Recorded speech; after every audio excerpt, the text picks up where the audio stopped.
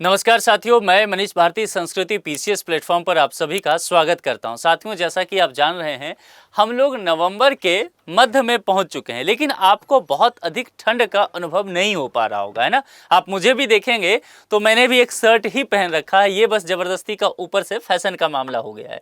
कुल मिलाकर के शर्ट में ही लोगों का काम दिन भर चल जा रहा है, रात में थोड़ी सी ठंडी हो रही है, यही मामला है। लेकिन अब मौसम विभाग के द्वारा कहा गया है कि केवल 24 घंटे और इंतजार कीजिए और 24 घंटे के बाद देश के कुछ राज्यों में कड़ाके की ठंड पड़ने वाली है। शीतलहर का अचानक से दौर शुरू होने वाला है। सबसे महत्वपूर्ण बात यह है कि इसमें किन राज्यों का नाम है, और आप जो भी लोग मुझे देख रहे हैं, आपके राज्य इसके अंतर्गत आते हैं कि नहीं, ये जरूर यहां पर देखिए। अब क्या क्या बातें की गई है, देखिए। सबसे पहले कहा गया है कि 24 घंटे का एक तरह से कह सकते हैं कि टाइम बताया गया है, कितने समय में ये हो सकता है। कड़ाके की ठंड के लिए हो जाएं तैयार। यूपी समेत 5 राज्यों में शीतलहर का अलर्ट की बात की गई है। अब किन किन राज्यों में और क्या कहा गया है, जरा विस्तार से समझते हैं। नवंबर का महीना आधा बीतने के साथ देश के कई राज्यों में ठंड का कहर बढ़ने लगा है। सुबह शाम तापमान गिरने के साथ दिन की धूप में भी हल्की ठंड का एहसास होने लगा है, जिसको गुलाबी ठंड कहते हैं ना, वो अभी हम सब जो है वो उसको असर देख रहे हैं।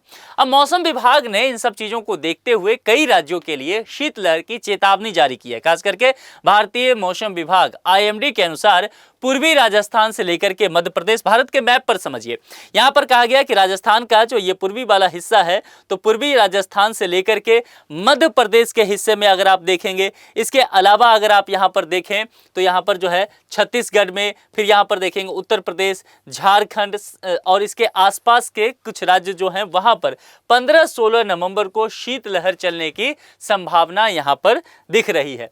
कई राज्यों में बारिश का अलर्ट भी जारी किया गया है, जिसके अंतर्गत कुछ राज्य बताएंगे, जैसे कि मौसम विभाग ने तमिलनाडु, केरल और माहे के कुछ इलाकों में 16 नवंबर तक जारी भारी बारिश का अलर्ट जारी किया है। जिसमें देखिए यहां पर क्या कहा गया, तमिलनाडु को लेकर के और केरल को लेकर के चर्चा किया गया। इसके अलावा कुछ और जगह जो कहा गया, 16 से 18 नवंबर तक आंध्र प्रदेश, अंडमान निकोबार द्वीप समूह में तेज बारिश की भी संभावना है, यानी कि इस एरिया में और अंडमान निकोबार द्वीप समूह में भी भारी बारिश की यहां पर बात की गई है। यानी कि बारिश के होते ही मान के चलिए कि ठंड का आना तय हो जाएगा।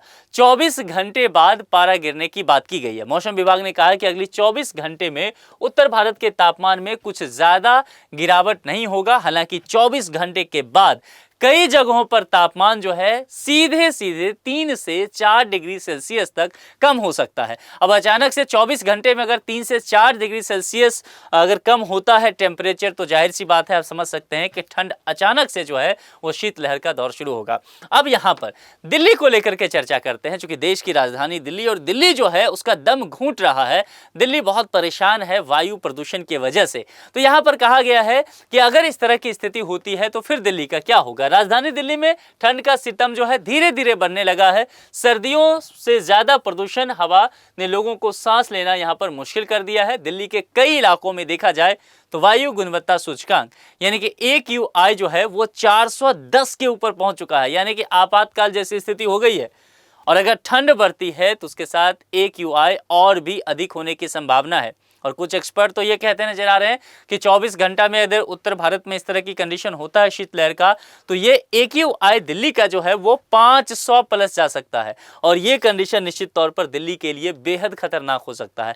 यूपी की बात करते हैं। यूपी में तापमान को लेकर के कहा है कि निश्चित तौर पर गिरावट देखने को मिल सकती है। शीतलहर हो सकता है। इस दौरान तेज सर्द हवा चल सकती है, हल्का कोहरा हो सकता है, धुंध भी देखने को मिल सकता है। खास करके लखनऊ, मेरठ और मुजफ्फरनगर के आसपास जो है तापमान 11 डिग्री सेल्सियस से भी कम होने की संभावना है। वहीं पर अगर कानपुर, बरेली, अयोध्या और बाराबांकी में देखा जाए तो कहा गया कि यह जो न्यूनतम तापमान है वो 8 से 10 डिग्री सेल्सियस तक पहुंच सकता है, ये अभी बताया गया। अब बिहार को लेकर के चर्चा करते हैं। बिहार हालांकि अभी देखेंगे चुनाव की सरगर्मी वहां बहुत ज्यादा था, है ना।